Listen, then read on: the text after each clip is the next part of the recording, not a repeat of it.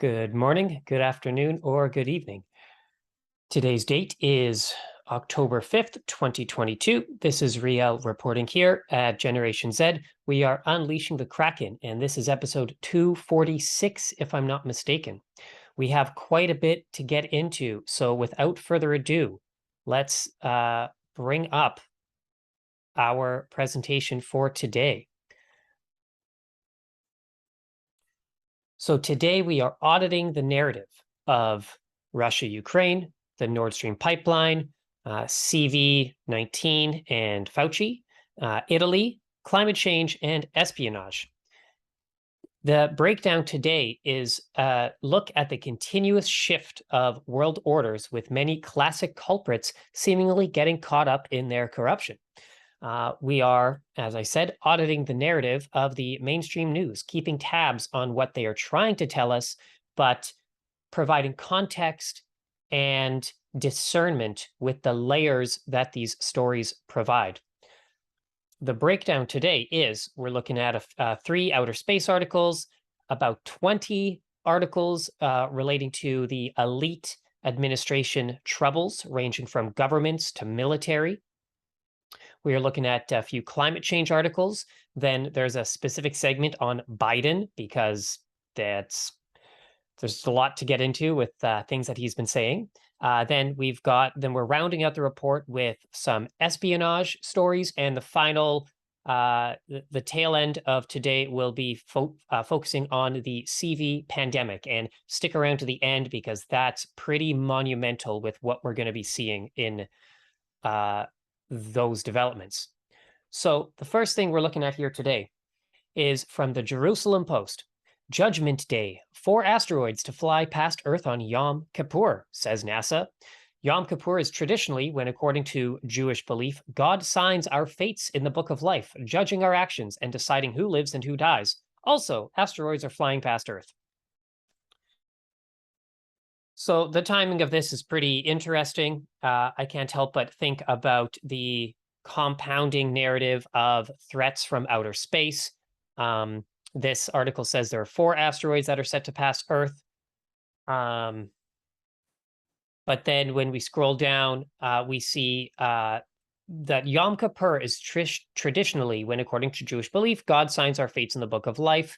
And the article says that God's intervention could certainly be needed for these asteroids to actually cause such divine apocalyptic catastrophes, because as it stands now, based on NASA's calculations, these asteroids are nothing to worry about. As it says, NASA has calculated that the Earth is safe from any catastrophic asteroid impacts for the next century. But we definitely have to remain diligent about the narrative of asteroids impacting Earth, and of course the outer space threat from quote-unquote extraterrestrials. But also as this article says, at the time of writing, the cloud of dust around the asteroid following the impact, and that's relating to the double asteroid redirection test that we mentioned on last Kraken with Dave, the NASA sending out a redirection test mission called DART to hit an asteroid to redirect it. But as we see here, there is still too much of a cloud of dust around that asteroid to see if it was successful. So anyway, let's just keep our tabs on the ongoing narrative of asteroids and such. Speaking of space, as we continue this journey, new year, new boss. Pentagon Satellite Agency joins Space Force. With the start of federal government's new fiscal year, and as required by law, the Space Development Agency formally transitioned into the U.S. Space Force on October 1st. The SDA, the Space Development Agency, was created in 2019 to create development of a new kind of satellite architecture that relies less on large satellites based in high orbits and more on small, proliferated spacecraft residing in low Earth orbit, about 22,000 miles above the planet's surface. So this is interesting that now it is formally joining the Space Force. And the timing of this is interesting because we see here that Space Force has just confirmed a new chief. President Joe Biden's pick to lead Space Force was confirmed last week by the U.S. Senate, giving the service its second ever chief. Lieutenant General B. Chance Saltzman was selected in August to replace outgoing Chief of Space Operations General John J. Raymond. He was confirmed by voice vote late Thursday and will receive his 4th star. So I also find this one interesting because the obvious secret space program that we talk about so often on the show, what role does Space Force have in it? We're just keeping tabs on that one. Next up, we're going to some controversy about the Nord Stream pipeline. Columbia professor Jeffrey Sachs yanked off air after accusing U.S. of sabotaging Nord Stream pipeline. Now, this was very intriguing because we had somebody that is very mainstream in the modern academia. And if you look at this tweet made by Wall Street Silver, the account, and if you listen to it, you say that he says, quote, "Most of the world doesn't see it the way we describe it. Most of the world is just terrified right now." But he also says they view this as a horrible clash between Russia and U.S. They don't see this, as we do in the media, as an unprovoked attack by Russia on Ukraine. I bet the explosion was a U.S. action, perhaps U.S. and Poland, said Professor Sachs. But the Bloomberg host Tom Keene quickly interjected, asking Sachs to produce evidence for his claims. And of course, he continues to provide the evidence, mentioning the direct radar evidence of U.S. military helicopters that are normally based in Gdansk were circling over that area. We have the threat from President Biden earlier this year saying, one way or another, we are going to end Nord Stream. And then we had the remarkable statement from Secretary of State Blinken last Friday in a press conference, where he said that this is also a tremendous opportunity. So very fascinating with that development. And to just move on to, this isn't mainstream news, but this is a blog to substantiate the idea that that we should continue to be very critical and ask the questions in regards to the narrative that they're trying to push. This website is from Monkey We Are Exis, talking about the Nord Stream 2 pipeline. And we're going to include this in the details, the description of this video, because we get a very good breakdown of the facts about the sabotage. And we're just going to quickly go through them so that our audience is aware of the full context of this situation. First up, Biden said we're going to do it. And then it happened overnight on September 26th. Then we have a U.S. Navy P-8 fly from the U.S. to a refueling rendezvous point over Poland. Then the two aircraft sync up for an extended 120-minute refueling, disconnecting shortly after. Then we have the Bart 1-2 refueler going to Spangdahlem Air Force Base. And one should note the flight record has been wiped. Then the Navy P-8 then continues over the Nord Stream pipeline location and descends to an altitude of less than 10,000 feet. Then the Navy P-8 exits the area just prior to 700 hours. Then at 7:09 hours, the Navy P-8 returns back to the U.S. And this Navy P-8 hex code is not listed in the aircraft database. Furthermore, the aircraft flew as masked, meaning it did not want to be tracked. Data point, there were recorded a 2.3 magnitude shakes in the area at the same time. The following morning, NATO forces announced that overnight the Nord Stream 2 pipeline has been sabotaged. A Poland ministry official posts a tweet thanking the U.S. for taking out the pipeline. Okay, well, that one should be pretty obvious as to suspicion. And then on September 29th, in front of the UN Security Council, a Russian Federation spokesperson presents the known facts and asks the U.S. representative directly in a yes or no requested response, did the United States take out the Nord Stream 2 pipeline? In which the U.S. representative did not confirm nor deny and didn't answer the question, but instead took an offensive posture. So again, we will leave this article down below in the description for you so that you can check this out yourself. But on to the next one. Here we have from CBC News, September 30th. Climate change is a public health emergency, is the headline. We need to recognize what is becoming rapidly apparent. Our health is wrapped up on the health of the planet.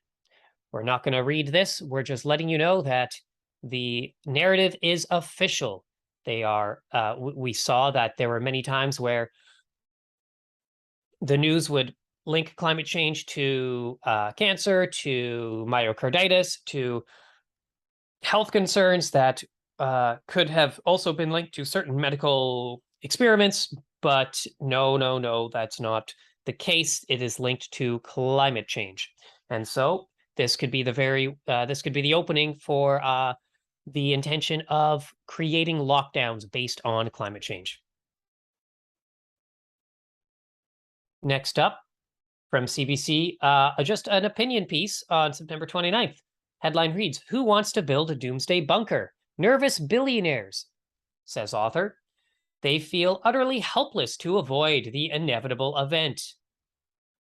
Well, I am gonna disagree that they feel helpless to it, but I will agree that they are building doomsday bunkers, and they have been building them for quite some time. Dave has done so much work into looking into the subterranean underground network, which is actually underneath the DUMBs, which are the deep underground military bases. I have even brought up on previous Krakens about the, or even maybe Dose of Reality episodes about the continuity of government, about the actual evidence of elites building bunkers underground. And then I am also a proponent of hollow earth theory, that there are massive caves inside the earth, as well as massive lakes and ecosystems. So not surprising at all. And then if we look at the research of Archaics, who I've recently started listening to very often and really like his work, the idea that, yeah, the elites every so often, they go underground because there is a looming disaster, and then they reemerge and repopulate and bring up the technology and kind of reinvigorate society. Next up, we have Antarctic research stations rife with sexism and harassment. Probe finds. This report is focused on Australian-run bases, but scientists say the problem is far bigger. So this article talks about women that are stationed in the Antarctic research bases that face a lot of not just discomfort, but it's a situation of sexual harassment, stalking, and sexual assault. Very disturbing. And then we also see here that they say at one male-dominated scientific station, she says there was an uncomfortable amount of pinup girls and porn in the guys' dorms. Fortunately, not surprised about this at all.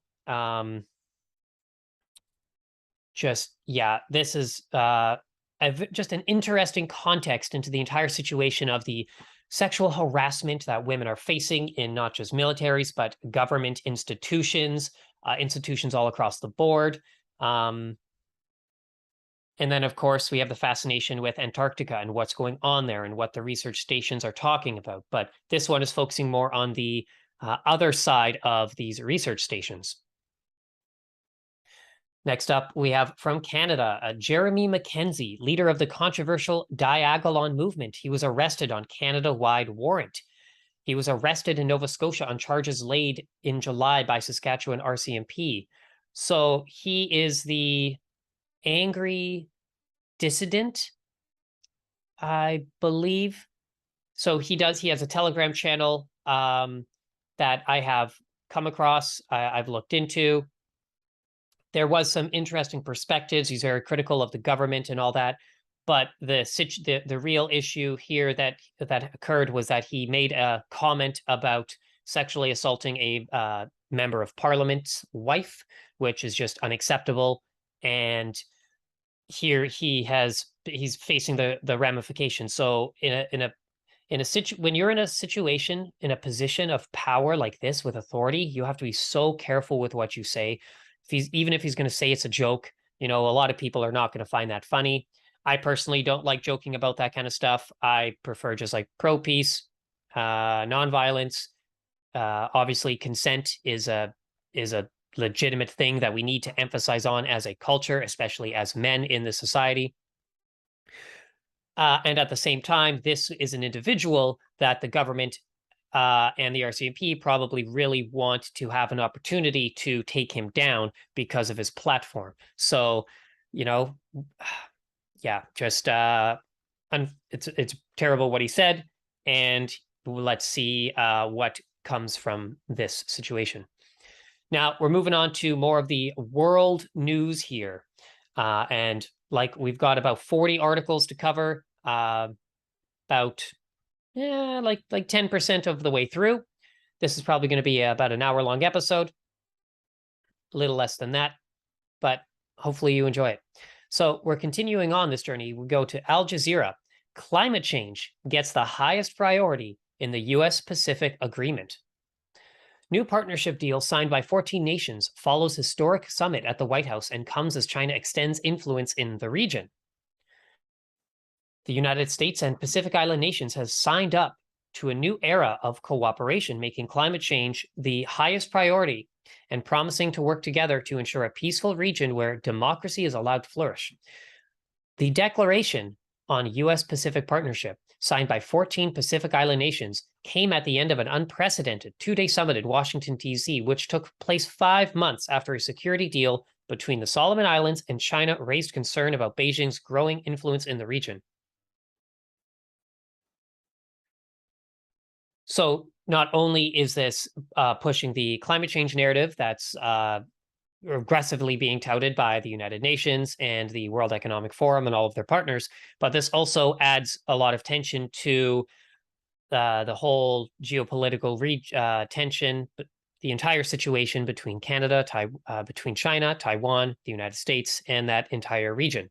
So as we see here, the U.S. is courting the Pacific Island nations as Beijing becomes increasingly active in the region. Right. Now, this is fascinating here. The declaration also addressed U.S. atomic testing in Marshall Islands from 1946 to 1958, saying Washington would deal with the islanders' environmental and public health concerns. Yeah, because we know that they're really going to take that seriously. And yeah, at least they acknowledged it, I suppose. But who knows what that actually means. And it's just like when you post sanctions on somebody or you issue threats and warnings, it seems like it's a bunch of hullabaloo.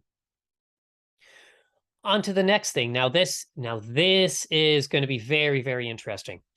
From Yahoo News, in the Brazil election, opinion polls are the biggest loser. So the article says, following a trend in recent years of underestimating voter support for Brexit and Donald Trump, opinion polls in Brazil were way off the mark for Sunday's first round of presidential elections. Incumbent Jair Bolsonaro and many of his far-right allies mustered results much better than the pollsters had predicted, catching analysts off guard and shocking supporters of his leftist rival, Luiz Inácio Lula da Silva. Latin America analyst Michael Shifter of the Inter-American Dialogue think tank told AFP, quote, the biggest loser of Sunday's elections are all of the polls. So the context of this situation is basically Bolsonaro is allegedly the Trump of South America. He is against the globalists. He is being categorized as a far-right politician that is calling out the globalist infrastructure. He was against the COVID mandates. He was against all of those lockdowns. And the polls tried to influence the citizens to say that, oh, he's not going to win, vote for the other guy, just like we've seen in so many other polls, because just like the fact checkers, these polls are all paid off and are meant to slant bias to get the people to think a certain way and basically make you give up hope when your hope is counter to the narrative. And fascinating to hear as well is considering the BRICS alliance, Brazil, Russia, India, China, South Africa, because another thing to consider is that Brazil just had their own UAP conference. So to me, this means that perhaps Bolsonaro and Brazil will be the country or one of the main countries to actually push for the UFO disclosure in the good way. So we'll keep tabs on that. Next up, okay, so here we're going to RT News. And I understand this is probably gonna get some flack for referencing RT and using their articles, but honestly, as Elon Musk says in this article, RT has some good points. So the Tesla CEO has opposed censoring Russian media.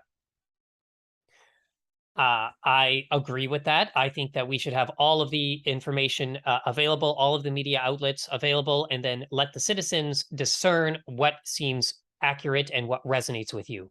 If you are censoring somebody's perspective, to me, that means that you don't want other opinions to be heard, and you want people to think very one-dimensionally and basically just agree with you. And censorship, of course, is a serious situation. And we'll see. I'm not saying that I trust Elon Musk, but I am just using this as a segue to justify why I am going to be using RT news articles for today's report, and why I have been and will continue to refer to RT as sources of alternative perspective, because yes, it is propaganda from the Russian government, but CBC is propaganda from the Canadian government. CNN, NBC, ABC are all propaganda of the big tech military industrial complex colluding with the US government and other Western powers, as well as the pharmaceutical industry. The big pharma owns the media in America and in the West. So we have to get our balance of propaganda to fully understand the picture. Next up, we have the Italian election winner states top priority. Giorgia Meloni vows to fight soaring energy prices while putting her country's interests first.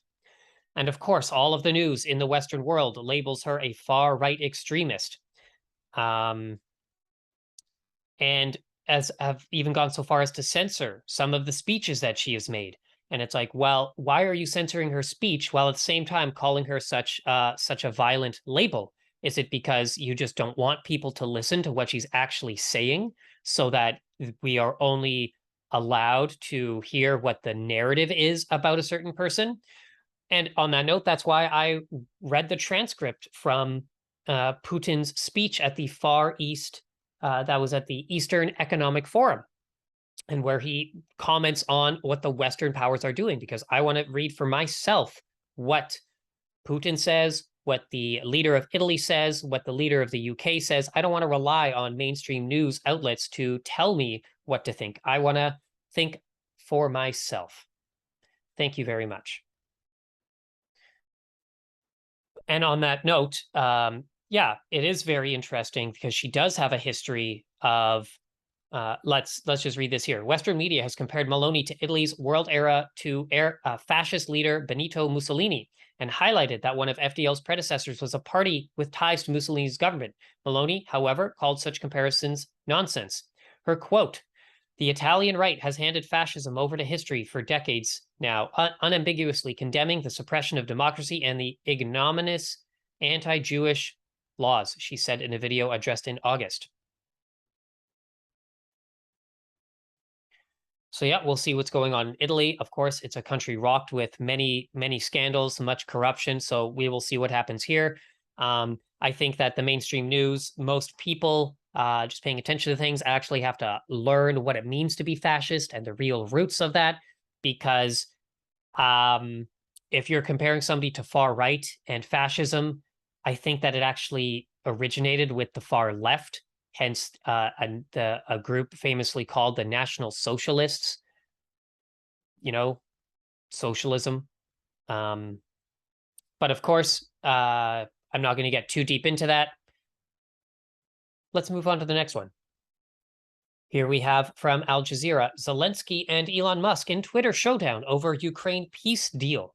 Musk's proposal to seek a negotiated solution to Russia's invasion and cede Crimea for good angers Ukrainians. So here's the tweet that Elon Musk put out. Says, Ukraine-Russia peace. Redo elections of annexed regions under UN supervision. Russia leaves if that is will of the people. Crimea formerly part of Russia, as it has been since 1783, until Khrushchev's mistake. Water supply to Crimea assured. Ukraine remains neutral. Interesting. It is very interesting that Musk is just muddling himself in here, whereas he has previously shown solidarity with Ukraine and provided through his company SpaceX equipment for its Starlink internet service so that the war-torn country could maintain online access to the world. And then Zelensky replied to Musk by launching a Twitter poll accusing Musk of contradicting himself. As he says, representing a Ukraine government official, which Elon Musk do you like more? One who supports Ukraine or one who supports Russia? And then Andrea Melnik, Ukraine's ambassador to Germany, had a blunt response to Musk's initial poll F off is my very diplomatic reply to you. I wonder if he'll face reparations, or if that account will be suspended, or if that tweet will be banned, because that to me is pushing violence. That is aggressive, that is hateful. So it's weird that that's a response to somebody that's trying to encourage a peace deal. Okay, so now we are getting to the United States aspect of this, segueing into more of the geopolitical world order affairs, but we're starting with Joe Biden of the United States. First up, Biden calls out dead Congresswoman. Where's Jackie? The US president asked at a White House event looking for the late Representative Walorski. Yikes. US president on Wednesday called out for a congresswoman who had died in a car crash in early August, apparently forgetting his own statement of condolence to her family, or the tribute video that reportedly aired before the event. Jackie, are you here? Where's Jackie? He said, looking at the people attending the White House Conference on Hunger, Nutrition, and Health. Oof, that's just pretty sad. I don't know too much about her and her affairs. She was a Republican from Indiana, but this is just not a good look for the quote-unquote leader of the free world. Next up, we have Biden could face impeachment, says U.S. Congresswoman. Representative Nancy Mace has said GOP lawmakers will face pressure to oust the president if they win control of Congress. Republicans will be pressured to impeach President Joe Biden if their party wins back control of Congress in November's midterm elections, U.S. Representative Nancy Mace has claimed. Now, that's a very interesting statement. You know, everybody was calling for the impeachment of Donald Trump, and here we have the other side of the political spectrum. They are calling for the potential impeachment of the current leader of the Democrats. Next up, Biden to run again in 2024, says the White House. The White House press secretary, Karine Jean-Pierre, has confirmed the president plans to seek re-election. Is he? Oh, look at this picture here. Is he looking for Jackie? Oof. Sorry, maybe a distasteful joke, but U.S. President Joe Biden is running for a re-election in 2024. Okay, well, he has said it himself. He intends to run in 2024. He would be 86 at the end of a second term. Right. So we will just see if this is true. I will just go on to say, you know, like, is this? I'm liking more and more the idea that this is a clone, that this isn't a real person, that there's probably many different clones, and that could explain why there are so many different gaffes and different attitudes, and the ideas of even Trump having said that he's a new person. But, you know, we won't go too deep into that right now, but I'm sure if anybody has some context about the idea of geopolitical leaders being clones and not actual real people, well, feel free to comment below, because I would love to do some rabbit holes into that subject. I already have, but I would love to rekindle this. Here we have Pentagon reveals a full list of military aid to Ukraine. Officials also promised 18 more HIMARS systems, calling them a core component of Ukraine's fighting force. So, of course, these are from Russia Today. I get it. It's a Russian propaganda outlet, but it's honestly more informative and helpful with the entire context of what's going on in the world. And I do appreciate that they are skeptical and ask questions about what's going on in the West.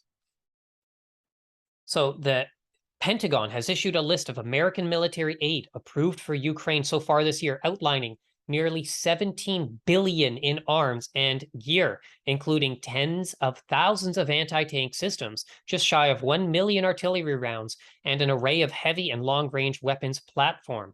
This is based on the fact sheet on U.S. security assistance released by the Defense Department on Wednesday. Holy moly, there's a lot that they have done, okay? A lot of money is being sent to fund war when we have somebody like Elon Musk who is trying to suggest a peace treaty, whether it's, you know, he's trolling or not. The idea of peace seems not to be on the table from the Western perspective. Yeah. Next up, we have the U.S. debt surpasses $31 trillion. The national debt has increased by $3.37 trillion since President Joe Biden took office. Gee, I wonder how they're spending all of their money and where is it going? But just to be fair, it stood at $19.94 trillion when Trump took office in 2017. And I just want to bring some attention to September 10th, 2001, when Donald Rumsfeld announced in front of Congress that the Pentagon could not account for $3 trillion. It was $1 to $3 trillion. I know that that's a broad range of a number, but when you get into the trillions, does it really matter anymore? But so just keep that in mind that September 10th, 2001, they announced that they could not account for $1 to $3 trillion. And here we have their debt is now at $31 trillion. Yikes. Next up, we have from Al Jazeera. Biden warns of substantial deaths as Florida reels from storm. U.S. authorities say the full extent of the damage from Hurricane Ian's strong winds and flooding is not yet known. Well, the idea that the storm is natural is definitely up in the air, and especially where it's targeting Florida. Obviously Florida is susceptible to these natural disasters, but I can't help but wonder about the weaponization of the weather, weaponization of hurricanes.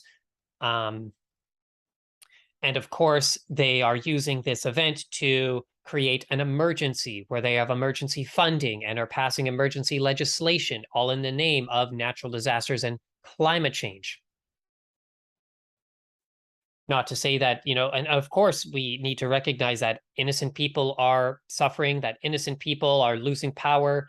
And it is very unfortunate. Hopefully that the communities can rally together. Hopefully the infrastructure does hold up. And hopefully we get to the bottom of what is actually causing these hurricanes. And of course, the next story, which is in conjunct with the Pentagon funding war in Ukraine, as well as the insane debt of the United States government. We have the U.S. Senate approves another $12 billion for Ukraine in a government funding bill.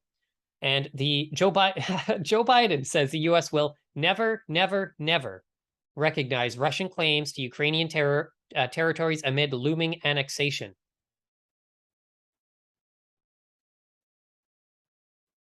This is an interesting picture here. If you can look at our screen here, just look at those things in the sky that kind of look like clouds, but don't really look like clouds. They'll look like some sort of trails that there's a certain word you're not allowed to call them, but let's just call them contrails because that's the scientific analysis of what aerosol injections are. But we have these two pillars in front of this temple. Now, just for those that don't know, this is not only a parliament building, but it's also a temple. Just like the one that we have here in Winnipeg, Manitoba, Canada, it's a building meant to represent the Temple of Solomon, which is a deep and mythological building according to the esoteric mystery schools. You have a tower on the left and a tower on the right. One is Boaz, one is Joachim. They are deep, symbolic, the twin pillars that could be called the twin towers as well. But very esoteric, just this building on its own. But anyway, this is just to give us that some context that the Senate has passed 72 to 25. So there are still 25 people in the American Senate that don't approve of this additional $12.3 billion. But there are still 72 that do approve of it. And it's just like, yikes. Why are people still supporting war? It doesn't make any sense to me. Speaking of some American influence in other countries, Taiwan adds new amphibious warship to defense inventory. The new addition to Taiwan's Navy is part of an initiative by President Tsai Ing-wen to foster defense self-sufficiency. Of course, they're doing it to protect themselves against China. And I'm just So here we have saying that the United States is Taiwan's most important international arms supplier. So, I mean, it's, as pretty straightforward as it can get, where the United States, the United Kingdom, Western countries are bolstering the defense of Taiwan to protect them from the alleged invasion of China, whereas China thinks that Taiwan is still a part of China, and if you say otherwise, you will be censored. And of course, we don't want to be, we're saying that censorship on all grounds is, not really great. You should have everybody's opinion and then just discern. And if somebody's speaking stupid stuff, well, then nobody's going to listen to them. But yes, so in this context, this is just a continuation of the buildup from Nancy Pelosi visiting the islands, the Pacific, as we covered already, with the climate change getting the highest priority in the U.S. Pacific agreements. The United States adding funding to Taiwan and bolstering their defense is just a continuation of that. But of course, these agreements, these political agreements, will not recognize the military's contribution to quote unquote climate change and carbon emissions. They just won't. But here we're continuing the international scene of geopolitical turmoil. Iran's supreme leader breaks silence on protests, blames the United States. As we covered in the previous one, when the US lifts sanctions on the Iranian internet, well, is it because now the US wants to go in there and spread some disinformation and create rifts and try to destabilize the Iranian government through covert intelligence operations? That's my guess. Not to say that what Iran is doing with their morale police and forcing women to wear certain clothing and really kind of enforce the segregation of society based on Western perspective, not saying that it's right, not saying it's wrong. It's very fascinating to look into how other cultures just want to live their lives, and what right do the Western countries have with imposing their democracy and freedom and quote unquote Western feminist values, etc. But of course, I'm gonna, as the leader of Tehran says, he was heartbroken by the death of a 22-year-old in police custody, calling it a sad incident.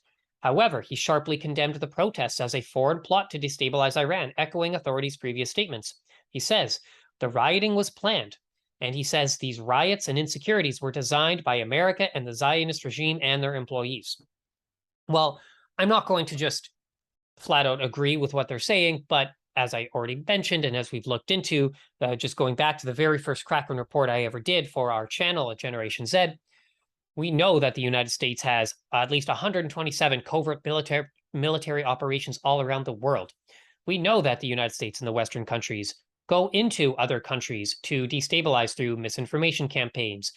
They do that domestically with inciting riots. And yeah, so it's really not too much of a stretch of the imagination to think that there are people in other countries that are meant to create disturbances. Heck, the police that had unfortunately done the killing could have been agents of the United States or of their Western allies. And I want to reaffirm the idea that criticizing a Zionist regime has nothing to do with criticizing Judaism and the citizens of Israel and anybody practicing the Jewish faith, because Zionism is a political movement. As we saw in the last Kraken with the list from the Jerusalem Post of the most influential Jewish people around the world, 2 to 3 of them on that list were straight up just promoting the Zionist agenda, which is the current government of Israel and the whole concept of nationalizing a home for Jewish people in a safe space, which is what we now know as Israel, which is right in the middle of the Arab world, Muslim world. Not necessarily the safest space to put people, but the whole Zionist thing. I've been working my way to creating a presentation to help us understand that the context and situation. It's a very delicate situation. I try to speak diplomatically and eloquently when referring to these things, but yeah, you'll see in another article very soon to add some more context there. And to continue on this train, though, the European Union and Israel hold first high-level talks in 10 years. The bloc seeks resumption of a political process that can lead to a two-state solution, the EU foreign policy chief says. Interesting. Okay, so the EU seems to be supporting a two-state solution to the conflict with the Palestinians. Now, of course, there's going to be so much he said, they said this about that entire situation. We're not getting into the nitty-gritty of what's going on in the West Bank, in Israel and Gaza and Palestine, all that. But yeah, that's good. Peace talks are always good. Let's hope that they can come to actual solutions. Now, here is the article that I just mentioned to add some more context about political Zionism. Again, from RT News. So sure, keep in mind, just with a grain of salt, etc. Liz Truss declares herself a huge Zionist. Video shows the new British Prime Minister pledging continued support for the Jewish state while meeting a pro-Israeli parliamentary group. She described herself as, quote, a huge Zionist and, quote, huge supporter of Israel during a meeting with pro-Israeli Tory parliamentary group on Sunday. Truss was a guest of honor at the Conservative Friends of Israel event during the annual Tory party conference in Birmingham. Quote, as you know, I am a huge Zionist. I am a huge supporter of Israel, and I know that we can take the UK-Israel relationship from strength to strength. Okay, like, there is nothing anti-Semitic, there is nothing conspiratorial about talking about Zionism. It gets a lot trickier when you start to unweave the web of separating Zionism from Judaism, to the state of Israel, to the history of the mystics of the Khazarian mafia, the mystics of Kabbalah. It goes pretty deep. And, you know, when we did an episode where I explored the secret teachings of all ages, introduction to the principles of cosmology, according to the Kabbalists, well, that's where I go with looking into Zionism. And when people talk about Jews running the world, blah, blah, blah, it's not really the way that people think it is. And it's really unfortunate how the conspiracy world has kind of tarnished the actual, you know, being able to actually unpack this concept. But yeah, just there you go, straight up, she's a huge Zionist. Okay. Here we have Pope Francis begging Putin to stop the spiral of violence and death. This is from Al Jazeera. Pope condemns Russia's annexation of 4 Ukrainian regions and calls on Zelensky to be open to any serious peace proposal. Well, that's good that the Catholic Church is asking for peace. What I want you to notice here is how the article is slanted. Pope Francis begs Putin to stop spiral of violence, from Al Jazeera. Now here we have from Russia Today. Pope appeals to Putin and Zelensky. The pontiff has called on Kiev and Moscow to declare an immediate ceasefire and negotiate.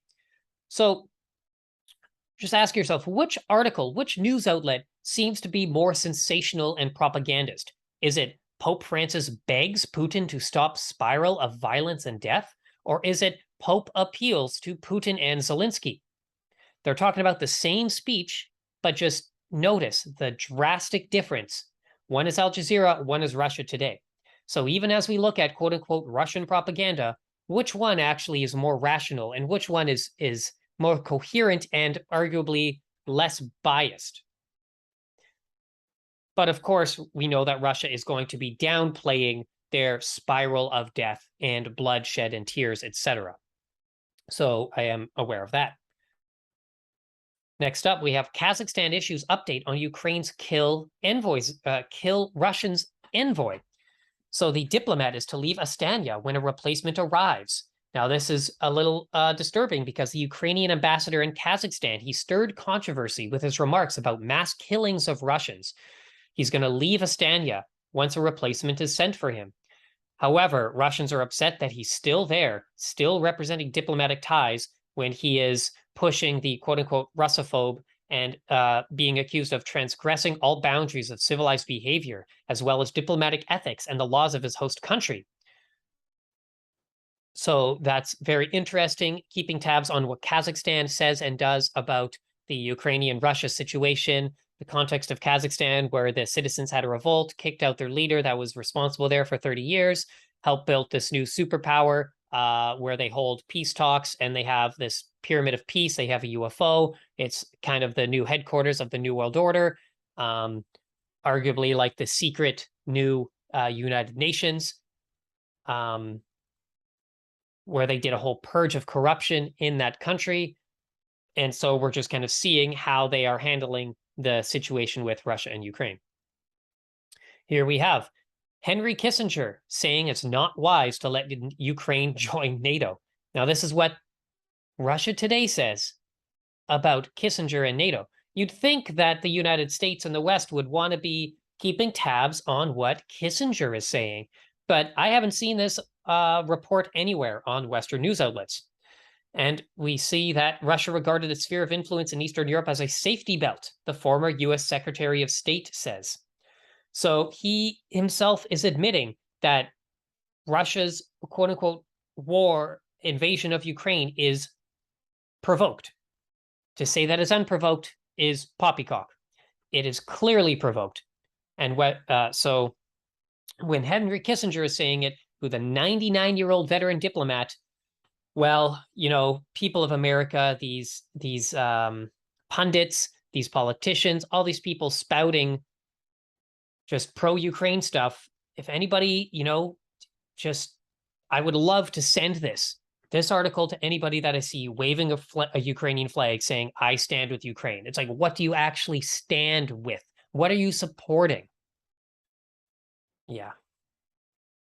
We're going to continue. I'm going to wrap this up in 10 minutes. So there may be a few articles that I don't get to, but I'm going to really try to just finish this up because this is a long one, I understand, but I think that this is fun and I think that our audience enjoys it.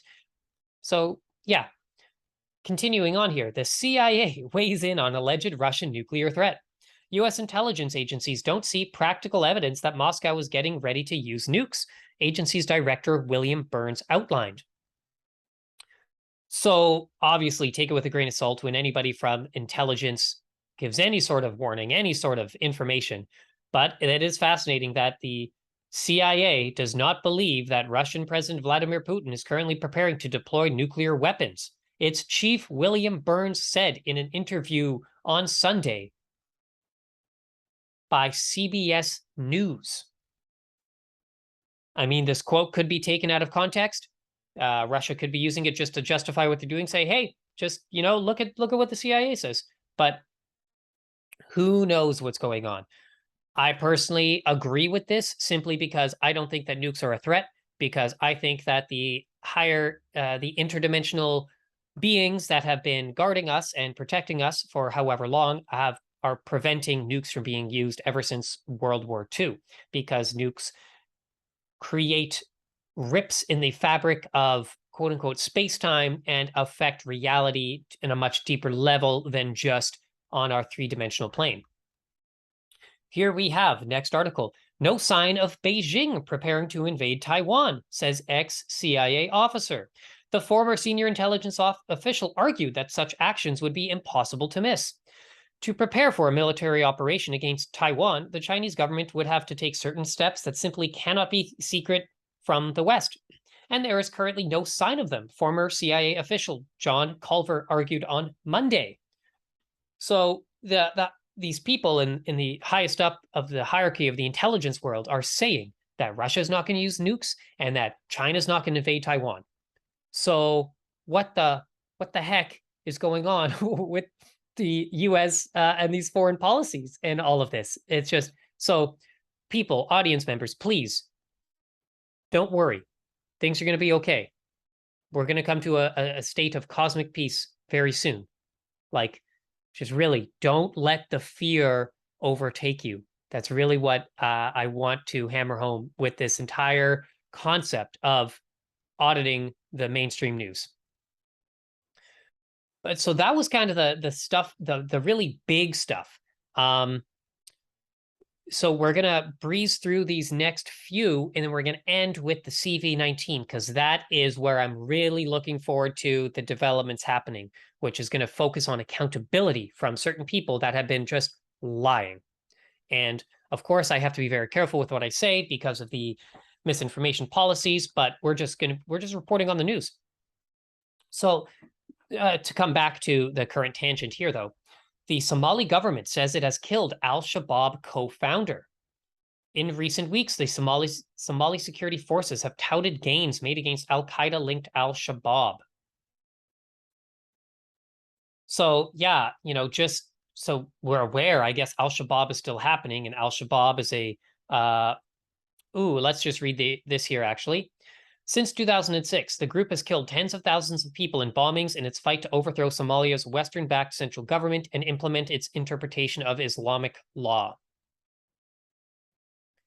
So, yeah, al-Shabaab was a terrorist group, and it was linked to ISIS/ISIL, which was kind of the extremist version of al-Qaeda. And very messy situations. Of course, the African nations are just basically being used as proxy wars by the intelligence, the military of the West to install their own powers, how they see fit, to insert their own version of democracy for a plethora of reasons. It's multidimensional, but hey, this is interesting that the leader, a co-founder of this group, has been taken out. And yeah, I'm not really don't really know too much more about that. But hey, if you know of anybody in Somalia, or if you are seeing this video from Africa, that would be great to give us some context. Next up, King Charles to host South Africa's Ramaphosa in first state visit of reign. President Ramaphosa's will be the first state visit for King Charles III since the latter's ascension to the throne in September. Now, this is fascinating that South Africa would be the first country, the first diplomat to visit King Charles. It's the happening between November 22nd and 24th.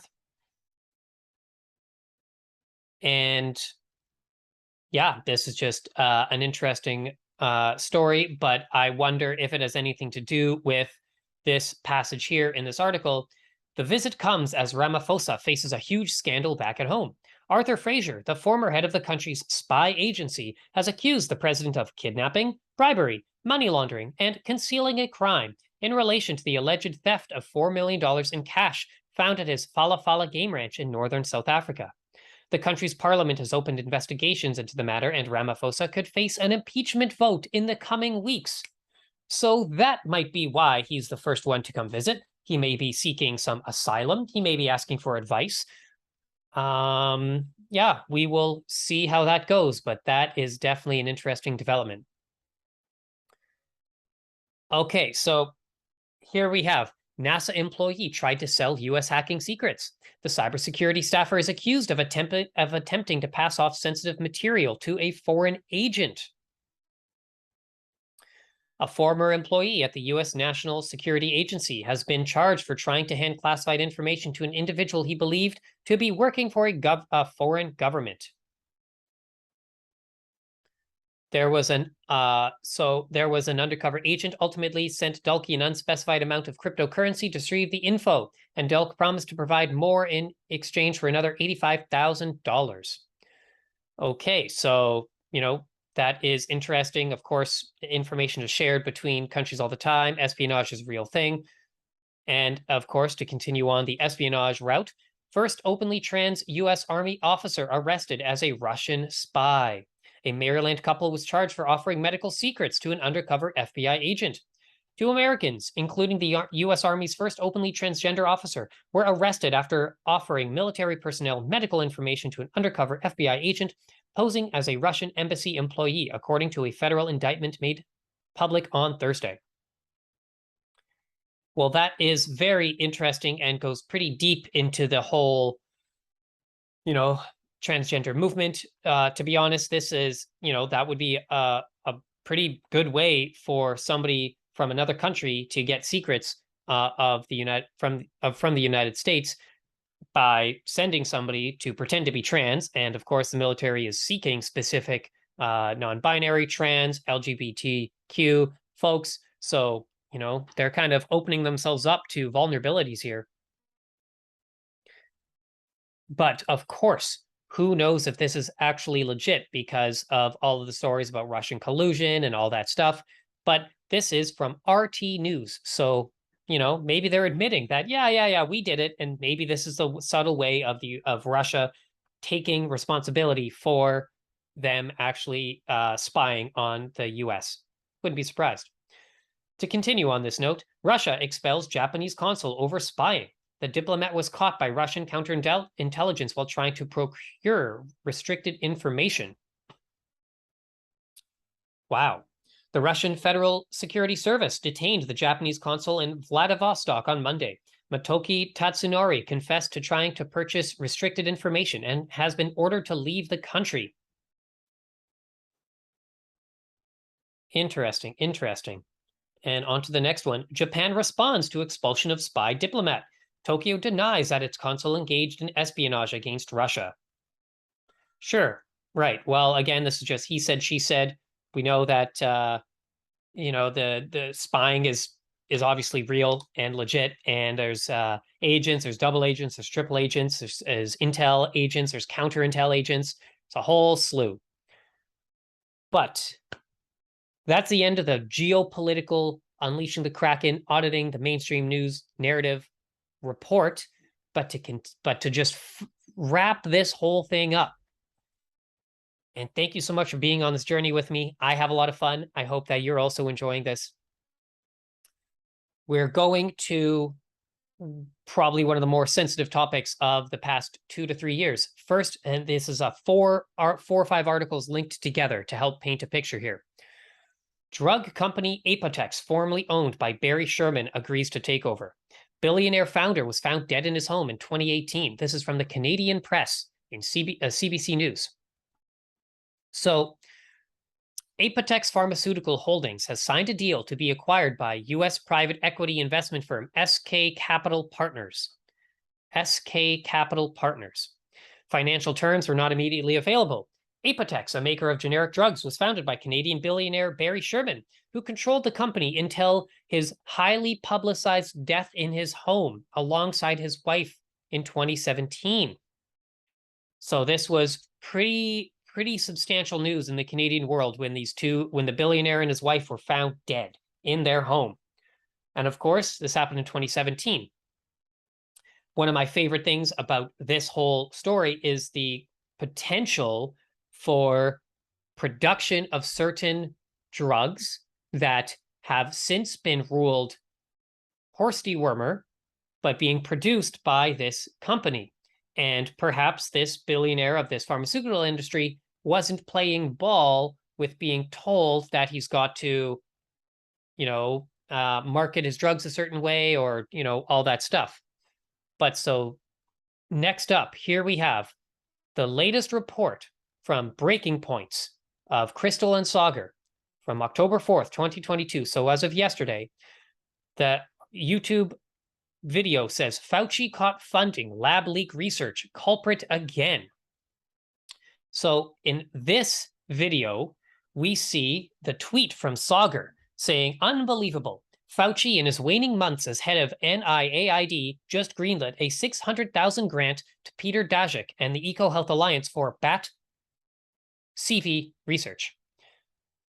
The same organization that funded the Wuhan lab and research that plausibly led to the entire CV-19 pandemic. So he is grilling the fact that that Fauci has been caught funding lab leak research yet again. Very fascinating here. I recommend you check out this video from Breaking Points. The lab leak story is something that I have been keeping very close tabs on. I can't wait to release that audit of the mainstream news according to the audit of the mainstream news narrative about the lab leak story, especially from the Canadian perspective, especially from the perspective of a Winnipegger where the Canadian S4 lab is located. And here we have, of course, Fauci doubled his wealth during the CV-19 pandemic, says a report. The top U.S. health official profited handsomely amid the pandemic, financial disclosures appear to show. The U.S. Chief Medical Officer Anthony Fauci's net worth surged to $12.6 million, nearly twice the $7.6 million it had been in 2019, according to the watchdog group Open the Books. Yeah, well, good time for him to skedaddle out of government because he is set to resign at the end of this calendar year, I believe. And so just connecting those three stories. So, read between the lines, but I think that we painted some pretty good lines for us to read between. Next, the final article of today. Yeah, final article of today. Dementia diagnosis increases suicide risk for those under age 65, study finds. A diagnosis of dementia more than doubles the risk of suicide in the first 3 months after a patient is told the news. So what we're doing here is connecting that there is an increase of dementia diagnoses. And if we were to look at the percentage of folks that have taken experimental medical injections over the past 3 years, we're going to see that most of them are older people. And we're seeing that there is an increased risk of dementia, and we're seeing an increased risk of suicide from people that have dementia.